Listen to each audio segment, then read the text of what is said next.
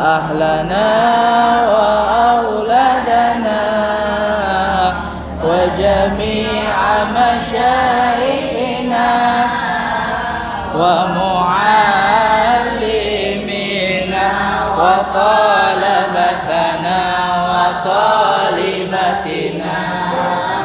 من يومنا هذا إلى يوم الآخرة. اللهم صل وسلم على سيدنا محمد صاحب البشرى صلاة تبشرنا بها وأهلنا وأولادنا وجميع مشايخنا ومعلمينا وطلبتنا وطالبتنا من يومنا هذا إلى يوم الآخرة. اللهم صل وسلم على سيدنا محمد صاحب البشرى صلاة تبشرنا بها وأهلنا وأولادنا وجميع مشايخنا ومعلمينا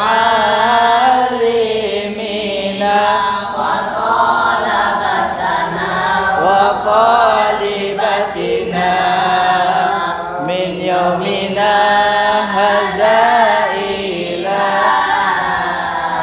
يوم الآخرة. الفاتحة إلى حضرة النبي المصطفى رسول الله صلى الله عليه وسلم. الفاتحة. أعوذ بالله من الشيطان الرجيم. بسم الله الرحمن الرحيم. الحمد لله رب العالمين الرحمن الرحيم مالك يوم الدين إياك نعبد وإياك نستعين اهدنا الصراط المستقيم. Baik, bismillahirrahmanirrahim. Assalamualaikum warahmatullahi wabarakatuh. Waalaikumsalam warahmatullahi wabarakatuh. Alhamdulillahirabbil alamin. Allahumma shalli ala sayyidina Muhammadin al-Fatih lima ughliq wal khatimi lima sabaq nasiril haqqi bil haqqi wal hadi ila siratikal mustaqim wa ala alihi haqqa qadrihi wa miqdaril azim amma ba'd. Baik, sekarang kita masuk pertemuan ke berapa? Baru kedua, benar. Ya, semoga yang penting itu adalah istiqomah. Dikit kalau istiqomah itu adalah amalan yang paling dicintai oleh Allah Subhanahu wa taala. Jadi bahkan dalam firman-Nya Allah Subhanahu wa taala bilang, man qala rabbunallah. Barang siapa yang bilang Tuhan kami itu adalah Allah, summastaqamu. Kemudian mereka istiqomah atas perkataan mereka. Istiqomah itu artinya apa? Konsisten, enggak berubah-berubah. Mereka konsisten bilang Tuhan kita adalah Allah. Apa kata Allah? Tatanazzalu alaihimul malaikah. Maka Allah akan menurunkan kepada mereka yang orang-orang bilang Tuhan kami adalah Allah. Terus mereka istiqomah, Allah turunkan kepada mereka malaikat-malaikat. Ngapain malaikat diturunin? Mereka berkata, ala takhafu, jangan kamu takut, wala tahzanu, dan janganlah kamu sedih. Karena apa? Wa absyiru, dan berilah kabar gembira kepada mereka, kepada orang-orang yang istiqomah tersebut, bil jannati, dengan surga. Jadi orang-orang yang istiqomah dijanjiin surga sama Allah Subhanahu wa taala. Bahkan Nabi SAW jelas bilang bahwasanya amalan yang paling dicintai oleh Allah Subhanahu wa taala adalah amalan yang terus menerus walaupun sedikit, kata Rasulullah. Jadi ada orang baca sholawat 1000, ada gak? Ada. Baca sholawat 1000 bagus apa enggak? Bagus. Dia baca sholawat 1000. Allahumma sholli ala sayyidina Muhammad, Allahumma sholli ala sayyidina Muhammad. Tapi cuma sehari. Hari keduanya udah gak sholawat lagi. hari ketiganya udah nggak sholawat lagi. Tapi ada juga orang yang sholawatnya satu hari setiap pagi 10. Setiap pagi dia baca Allahumma sholli ala sayyidina Muhammad wa ala alihi wa sahbihi wasallam 10 kali. Dia baca setiap pagi 10 kali. Hari pertama, hari kedua, hari ketiga, hari keempat, sampai sebulan, 2 bulan, 3 bulan, dia terus-terusan baca setiap pagi 5 kali. Mana yang lebih baik? 1000 kali tapi cuma satu hari, atau 5 kali tapi istiqomah? 5 kali tapi istiqomah. Jadi kumpul kita kali ini semoga kita diberikan istiqomah oleh Allah Subhanahu wa taala. Baik. Sekarang kita akan belajar fikih ya. Akan belajar apa? Fikih. Fikihnya pakai kitab apa? Antum belajar fikih juga kan? Kitabnya apa antum? Masih ingat? Apa? Apa kitab antum? Fiqhul Wadih. Fikih wadi itu artinya fikih yang gampang ya. Jadi gampang dipahami itu fikih wadi.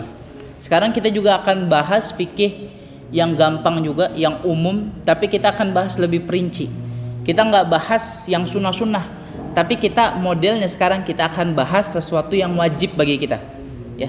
Jadi orang kalau misalnya dia melakukan sesuatu tapi dia tanpa ilmu, kira-kira diterima gak sama Allah amalannya? Enggak. Tahu hadis Rasulullah bilang begini. Qala Rasulullah sallallahu alaihi wasallam, "Talabul ilmi fardhatun 'ala kulli muslim." Menuntut ilmu itu hukumnya wajib. Bagi siapa wajibnya? Seorang muslim, baik dia laki-laki maupun perempuan. Wajib hukumnya nuntut ilmu. Nah, pertanyaannya, ilmu apa yang wajib? Apakah belajar ilmu sulap, ilmu sihir? Enggak. Yang wajib itu ilmu apa? Ilmu yang diperlukan untuk menjalankan untuk menjalankan kewajiban. Maksudnya gimana? Maksudnya seperti ini. Ilmu yang wajib yang dimaksud oleh Rasulullah adalah ilmu yang perlu, yang akan digunakan untuk melakukan kewajiban. Misalnya gini, sholat itu wajib apa sunnah? Wajib. Maka nuntut ilmu, mempelajari ilmu sholat hukumnya wajib. Wudu itu, sholat tanpa wudu sah apa enggak? Enggak. Ya, sholat tanpa wudu tidak sah. Maka hukum mempelajari wudu adalah hukumnya wajib. Tapi yang enggak wajib misalnya apa? Misalnya cara memotong hewan kurban. Memotong kurban itu wajib apa sunnah? Sunnah. Maka hukum mempelajari ilmunya adalah sunnah. Sekarang kita akan belajar yang wajib. Dalam kitab Zubat dikatakan wa kullu man bighairin ilmin ya'mal. Kalau ada orang dia beramal bighairin ilmin, tapi enggak ada ilmunya. Dia sholat, tapi dia enggak tahu gimana cara sholat. Terus gimana? Dia ngikut aja sama orang. Dia ikut orang depannya diri, dia ikut diri. Depan ngelihat ruku, dia ikut ruku, tapi dia enggak paham apa itu sholat, dia enggak paham.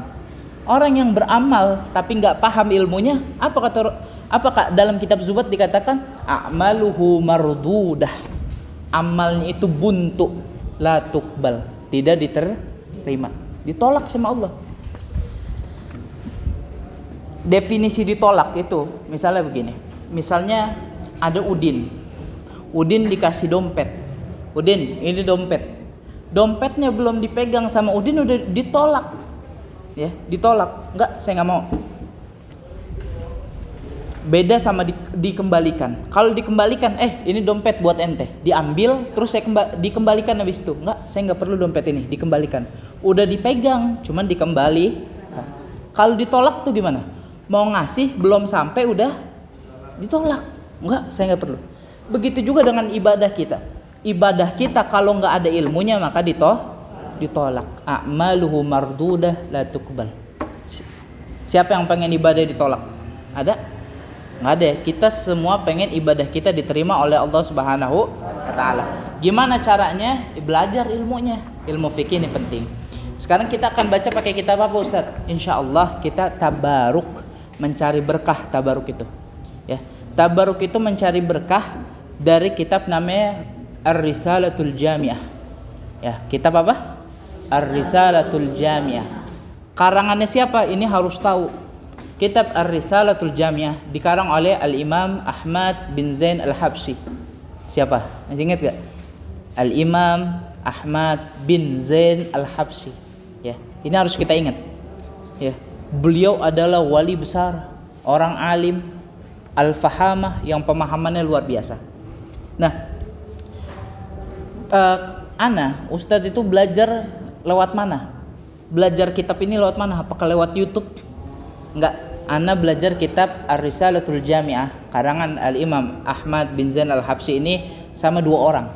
Yang pertama namanya Habib Husain Al-Kaf, yang kedua adalah Habib Ahmad bin Muhammad Al-Kaf. Ya. Jadi belajar sama dua orang Habib untuk mempelajari kitab Ar-Risalatul Jamiah tentang fikih. Bismillahirrahmanirrahim. Kita baca. Yang punya buku tulis boleh dicatat di buku tulisnya. Kebetulan anak belum nyetak bukunya, jadi kita pakai kertas masih. Bismillahirrahmanirrahim. Telah berkata musannif kitab, pengarang kitab ini berkata, apa katanya? Furudul wudu sittah. Wajibnya wudu atau rukun-rukunnya wudu itu ada 6. Apa aja yang pertama? Niat. Yang kedua, membasuh muka. Yang ketiga, membasuh kedua tangan. Yang keempat,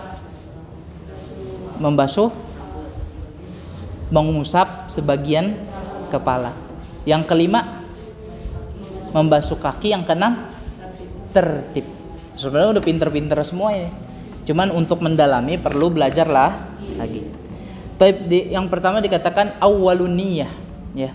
Awalnya daripada rukun wudu itu adalah niat. Sekarang apa itu niat? Ada yang tahu gak? Apa itu niat?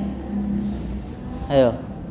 Niat itu adalah al-qasdu, maksud, tujuan.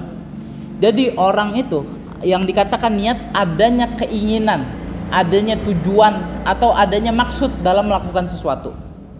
Jadi orang wudu itu harus di hatinya ada tujuannya. Ngapain dia itu cuci muka? Apakah mau bersihin wajah dari debu? Mau bersihin tangan dari debu? Atau mau wudu? Beda gak? Beda. Apa yang bedakan? Niat. Sama, amalannya sama. Sama-sama ambil air, sama-sama basuh muka. Dibasuh mukanya. Ambil air, basuh muka. Tapi beda yang kalau dia pakai niatnya, ya Allah, saya basuh muka untuk berwudu. Maka jadinya ibadah. Tapi ada lagi, wah muka saya kotor nih. Karena mukanya kotor, habis itu dia habis main bola misalnya, mukanya kena lumpur, misalnya lagi hujan-hujanan. Akhirnya dia ambil air, dibasuh ke mukanya. Niatnya wudu apa bukan? Bukan. Biar apa? Biar lumpurnya hilang, membersihkan wajah. Maka dapat pahala apa enggak kira-kira? Enggak dapat. Nah kan kita udah belajar ya di kelas Ustaz sering bilang ada hadis yang pertama kita pelajari apa? Innamal a'malu binniyat wa innama likulli imri'in ma nawa. Jadi yang pertama kali wajib dilakukan ketika berwudu adalah niat. Ya sebagaimana Rasulullah SAW bersabda, innamal a'malu binniyat. Kalau mau beramal itu mau melakukan sesuatu harus ada niat. Ada maksudnya. Itu cuci muka ngapain? Apakah ngantuk gitu? Beda. Kalau cuci mukanya karena ngantuk nggak dapat pahala. Tapi kalau cuci mukanya untuk wudu maka dapat pahala. Ya, tergantung niatnya. An-niyatu yufarriqu bainal 'adah wal ibadah. Niat itu yang membedakan mana kebiasaan, mana ibadah. Jadi mana kebiasaan, mana ibadah. Maksudnya begini. Coba kita makan. Ini kalau nggak salah Ustaz sering jelasin juga. Kita makan itu kan makan biar apa niatnya? Biar kenyang. Dapat gak kenyangnya? Dapat. Ya. Kalau niat makan buat kenyangnya dapat. Tapi kira-kira dapat pahala apa enggak? Enggak. Terus gimana Ustadz biar dapat pahala makan? Gampang. Caranya niatkan makannya itu untuk ibadah. Gimana contohnya? Ya Allah, saya niat makan agar apa? Agar saya kuat beribadah. Karena kalau saya nggak makan ibadahnya lemes ya Allah. Tapi dengan makan insya Allah tahajudnya 12 rakaat. Insya Allah. Siapa yang di sini tahajud 12 rakaat? Ya. Jadi begitu. Kalau makan atau kalau ngapain aja. kita ngapain aja kudu harus nih. Sekarang kita datang ke kelas ini, udah niat apa belum kira-kira? Niat harus. Ya, niat itu apakah harus diucap? Enggak. Tapi niat itu adanya di hati. Seseorang itu dia tidak perlu diucap niatnya, tapi apa sunnah diucapkan. Misalnya sholat. Ketika sholat itu, yang wajibnya itu adalah, ini anak takut terbang. Yang wajibnya itu adalah kita niatnya di hati. Jadi sebelum sholat itu, biasanya kan sebelum sholat ada gini kan, pada berucap gini, usolli fardhu maghribi salasa rakaat mustaqbilal qiblati adaan ma'muman lillahi ta'ala. Benar kan? Kalau misalnya nggak baca itu sah apa nggak sholatnya? Sah. Tapi apa? Niatnya dalam hati. Kapan niatnya?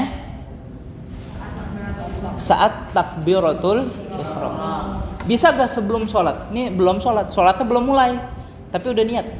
Dalam hatinya ngomong, hatinya ingat yang ngomong hati, bukan mulut. Mulut itu sunnah, tapi wajibnya hati. Kalau mulut doang yang ngomong, hatinya nggak ngomong, sah apa nggak? Nggak sah. Mulutnya bilang usolli fardhu maghribi salasa rakaatin, tapi hatinya ngapain? Ya Allah, saya mau nonton TV. Ya, hatinya niatnya nonton, mulutnya bilangnya mau sholat. Akhirnya dia gerakannya sholat, Allahu Akbar, khusyuk, tapi TV-nya nyala.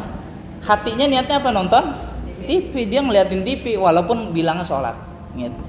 Ya, jadi niat itu penting, ya, harus adanya di hati. Kapan harus niat? Ketika mulai ibadahnya. Ketika mulai ibadah, di situ harus mulai ada niat. Nggak boleh kita sebelum ibadah kita udah niat. Dalam hati nih, ngomongnya dalam hati, ya Allah saya niat sholat maghrib 3 rakaat. Niat dalam hati. Udah niat. Selesai niatnya dia baru Allahu Akbar. Nggak niat lagi dalam hatinya. Sah apa enggak? Nggak sah. Tapi yang sah gimana? Sambil melakukan ibadahnya. Dia bilang Allah sambil angkat tangan, mulutnya bilang Allahu Akbar, hatinya nih niat. Hatinya niat. Jadi dia takbiratul ihram, mulutnya ngomong Allahu Akbar, hatinya apa? Niat. Ya, jadi paham sampai sini? Yang paling pertama kali diwajibkan itu adalah niat. Kapan niat itu harus dilakukan? Ketika mulai beribadah. Ya. Kalau di sini kita kan lagi belajar wudu, furudul wudu sittah. Ya. Apa namanya? Rukun wudu ada 6. Awwalun niyah. Yang pertama adalah niat. Sekarang berarti wudu itu ibadah pertama kalinya wudu tuh ngapain? Ya. Ibadahnya pertama kali ngapain? Basuh muka. Jadi basuh tangan itu bukan wajib, tapi apa? Sunnah. Istinsya, ngirup air. Jadi air dihirup di hidung. Sunnah apa wajib? Sunnah. Kumur. Sunnah apa wajib? Sunnah. Jadi apa yang pertama kali wajib? Membasuh muka. Maka sambil membasuh muka, sambil niat. Ya, jadi kita ini keran, kita kumpulin airnya, udah kumpul, kita basuh ke muka. Pas udah basuh ke muka, niat, ya Allah saya niat wudu agar bisa sholat. Itu bahasa Indonesianya. Kalau bahasa Arabnya gimana? Nawaitul wudu'a li raf'il hadasi asghari fardhu lillahi ta'ala. Ustadz, harus bahasa Arab apa enggak? Enggak perlu.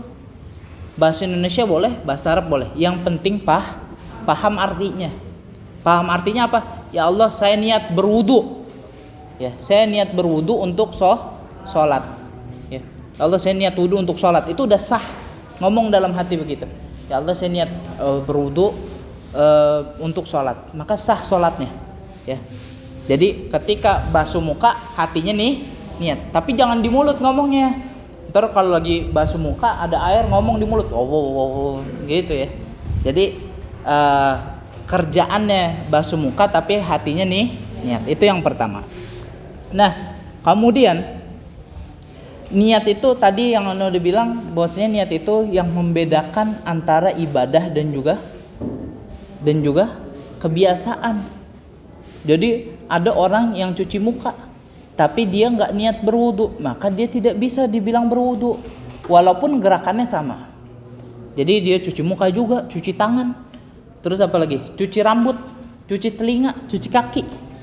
Tapi dia nggak niat wudu, apakah sah sholatnya? Enggak, ya. Jadi mau sah sholatnya harus wudu. Mau sah wudunya harus niat. Sampai sini paham? Sekarang kita masuk ke rukun kedua. Apa itu rukun kedua? Dikatakan dalam kitab Ar-Risalatul Jami'ah, wasani ghuslul wajhi. Yang kedua itu adalah membasuh wajah. Jadi membasuh itu artinya harus ada genangan air. Harus ada genangan air. Jadi kalau kita pakai tangan ditadangin begini, ini keran, itu airnya harus genang. Harus genang, tahu genang kan? Harus kekumpul. Jadi nggak boleh airnya udah ada airnya terus ditumpahin, cuman basah doang. Jadi sini bekas air terus dibasuh, sah apa enggak? Enggak. Yang benar gimana? Yang benar itu dikumpulin airnya baru diusap ke muka. Dan itu nggak boleh over, tahu nggak boleh over? Nggak boleh berlebihan. Karena apa? Kadang-kadang Ustadz kayak gitu, lagi di midoah tempat wudu, ada orang di samping kita lagi wudu, dia mau ngambil air buat basuh muka. Begitu basuh muka begini basuhnya, airnya sampingnya kena air, terus kita yang di sampingnya kena air. Ada yang pernah kayak gitu, ya. Jadi kecipratan air karena apa? Teman kita wudunya terlalu over, terlalu semangat, ya. Tapi wudu gimana? Santai, khusyuk. Harus khusyuk. Kita ambil air, niat. Ya Allah, sambil ingat, sambil dibasuh di muka. Ya Allah, saya niat wudu. Khusyuk, santai aja, santai. Ya. Lalu batasan muka itu sampai mana? Kan membasuh muka katanya. Muka itu sampai mana batasannya? Telinga itu masuk muka apa enggak? Enggak masuk muka. Terus yang dibilang muka yang mana? Iya, yang dibilang muka yang ini. Tapi batasannya yang mana Ustadz? Yang batasan daripada muka itu adalah awal tumbuhnya rambut. Apa? Awal tumbuhnya rambut. Dari sini berarti. Nah, buka peci dikit ya. Dari sini nih wajib dibasuh. Sampai mana? Sampai tulang dagu. Sampai sini. Bukan di sini, tapi di sini. Ya. Nah, jadi kalau ada orang wudu, cuman basahinnya begini doang. Sininya nggak kena, sah apa nggak kira-kira?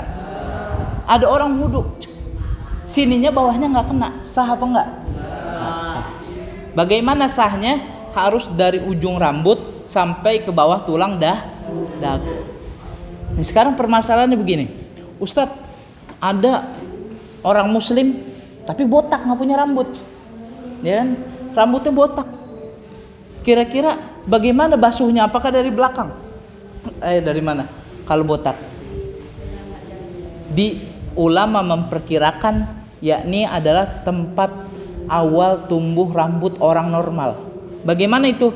Dari alis di sela 4 jari. 4 jari. Ini alis.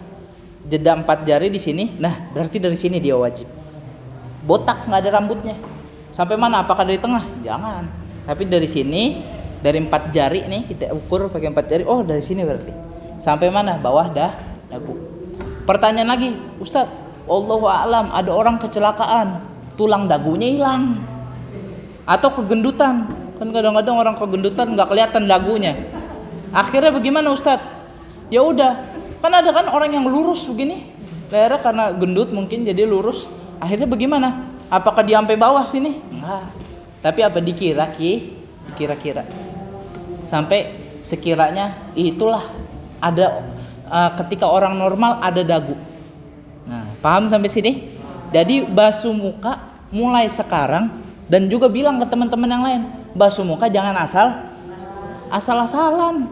Ada air, cuman ininya doang nih, depannya doang dari sini doang yang dibasuh, sini yang nggak kena. Itu ininya dari awal ujung tumbuhnya rambut sampai tulang dagu. Sekarang lebarnya dari mana? lebarnya dari kuping kanan ke kuping kiri. Jadi dari sini sampai sini. Ustadz, ada teman ana atau ana sendiri wudu cuman pipinya doang Ustadz, sini sampai pipi. Sah apa enggak? Enggak sah. Nah, pertanyaannya, kalau punya ini apa nih namanya nih? Jambang. Kalau punya jambang gimana Ustadz? Kulit di belakang jambang iya apa enggak? Ini ikhtilaful ulama. Beda pendapat antar ulama. Ada yang bilang kulit ininya harus dibasuh juga. Nih, tahu kan kulit di setelah jambang ada kulit kan? Antara rambut ini sama kuping kan ada kulit tuh. Ya kan, kelihatan kan? Itu wajib dibasuh apa enggak? Ada ulama yang bilang tidak wajib untuk dibasuh. Ada juga ulama yang bilang wajib dibasuh. Ikut yang mana Ustadz? Pilih salah satu.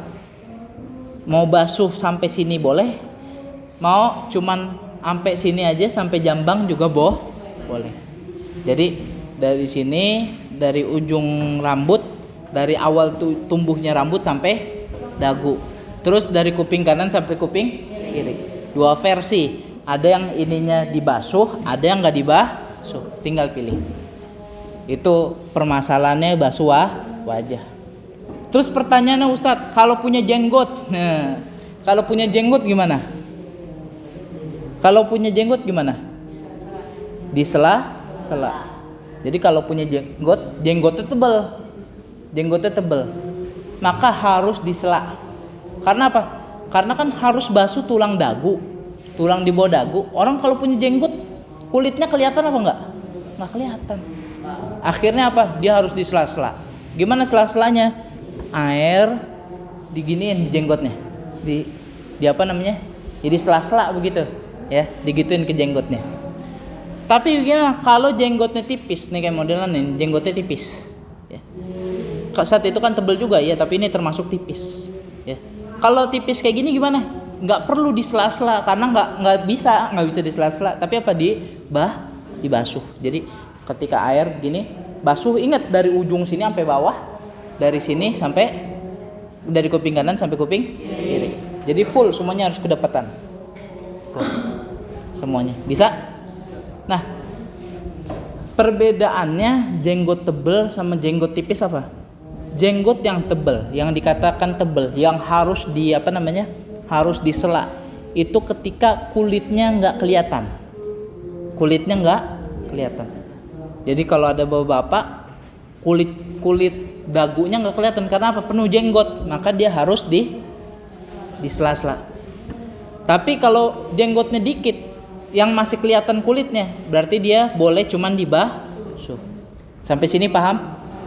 Jadi yang pertama wajib wudu harus niat. Kapan niatnya? Saat mulai ibadah. Kapan mulai ibadahnya wudu? Membasuh muka. Berarti kapan niat pas wudu? Ketika membasuh muka. Jadi ketika basuh muka wudu, niatnya gimana? Udah bilang aja dalam hati, ya Allah saya niat wudu untuk sholat, sah niatnya. Ya Allah saya niat wudu untuk sholat, maka sah sholatnya. Atau sah wudunya bisa kita bilang juga seperti itu. Kemudian tadi yang wajah, masalah wajah, ya hadnya, batas-batasannya kita udah tahu. Oke, batas-batasannya udah tahu. Maka mulai sekarang haram hukumnya bagi antum wudunya asal-asalan, haram. Dulu gimana? Dulu masih ma'fu anhu, masih dimaafin. Siapa yang maafin? Allah Subhanahu wa taala. Karena apa? Belum tahu ilmunya. Jadi wudunya masih segini, tobat sama Allah. Allah itu Maha Pengampun, bilang, "Ya Rabb, aku minta ampun karena dulu wudunya asal-asalan. Tapi sekarang saya udah tahu ilmunya, amalkan ilmunya." Udah belajar mahfuzatnya, al ilmu bila amalin kasajarin bila samar. Kalau orang punya ilmu tapi ilmunya nggak diamalin, maka seperti pohon nggak berbuah. Maksudnya gimana? Antum tahu nih ilmunya. Oh, kalau wudu itu dari sini sampai sini sampai sini sampai sini. Besok udah tahu ilmunya tapi wudunya masih begini doang. Udah tahu ilmunya tapi nggak diamalin ilmunya, maka seperti pohon nggak ada buah. Ya. Kalau pohon nggak ada buah apa? Bermanfaat gak kira-kira? Kurang bermanfaat. Ya. itu adalah rukun yang kedua, ghuslul wajhi. Nah, tadi yang udah bilang masalah jenggot udah paham? Ya, jadi ada jenggot tebal, ada jenggot tipis. Itu harus dipahamin. Terus yang selanjutnya. Yang selanjutnya as-salis, yakni adalah ghuslul yadaini ila marfiqaini. Membasuh kedua tangan sampai kedua sikut. Ya. Nah, jadi begini. Dalam wudu itu kan membasuh anggota tubuh dengan apa? Dengan air. Kira-kira kalau airnya ada yang menghalangi, wudunya sah apa enggak? Sah apa enggak? Enggak sah. Misalnya ada orang wudu tapi pakai bedak. Pakai bedak. Kalau bedak ditetesin air, airnya masuk ke kulit? Enggak masuk. Atau pakai make up. Orang pakai make up yang licin tuh. Jadi kalau wudu airnya nggak masuk ke kulit, maka hukum wudunya tidak sah. Jadi kalau antum misalnya laki-laki ada yang make up nggak? Ada yang make up. Atau nanti laki-laki suatu saat akan jadi bencong, akan jadi imam, punya istri, punya anak. Nanti harus tahu, wahai istriku, gitu kan. Kalau mau wudu jangan pakai hapus dulu make upnya baru wudu. Karena apa? Airnya nggak bisa masuk ke dalam kulit. Ya. Nah, sekarang ya rukun yang pertama tadi niat, yang kedua basuh wajah, yang ketiga adalah membasuh kedua tangan sampai siku. Harus dibasuh keseluruhannya. Ya, harus dibasuh keseluruhan. Jangan ada yang lewat. Dan tadi itu yang penting, jangan ada sesuatu yang menghalangi. Ya, jangan ada yang menghalangi. Nah, taib sampai sini paham semua? Ya, kita belajar nggak banyak-banyak, tapi yang penting istiqomah. Ya. Semoga Allah Subhanahu Wa Taala mengeluarkan kita dari tempat ini dengan dosa-dosa yang terhapus, insya Allah. Antum bawa wirdul latif gak? Bawa wirdul latif? Nggak bawa. Hafal doa khatamul majlis? Alhamdulillah ghufuri, hafal gak? Alhamdulillah ghufuri lil abdi zil ghururi. Nggak hafal? Ya udah, besok pertemuan selanjutnya harus bawa wirdul latif. Jadi kita lihat. Kali ini kita berarti nggak baca dulu, tapi semoga Allah Subhanahu Wa Taala ampunin dosa-dosa kita. Semoga kita mendapatkan berkah dari pengarang kitabnya, siapa tadi? Imam Ahmad bin Zain Al-Habsyi, dan juga dapat berkah daripada guru-guru kita insyaallah. Ila hadratin Nabi Mustafa Rasulullah sallallahu alaihi wasallam. Al-Fatihah. A'udzubillahi minasyaitonir rajim. Bismillahirrahmanirrahim. Alhamdulillahirabbil alamin. Iyyaka na'budu wa iyyaka nasta'in. Ihdinas siratal mustaqim. Shiratal ladzina an'amta 'alaihim ghairil maghdubi 'alaihim waladdallin. Taib in uridu ilal islahi mastata'tu wallahu muwaffiqul aqwamit. Wassalamualaikum warahmatullahi wabarakatuh. Waalaikumsalam.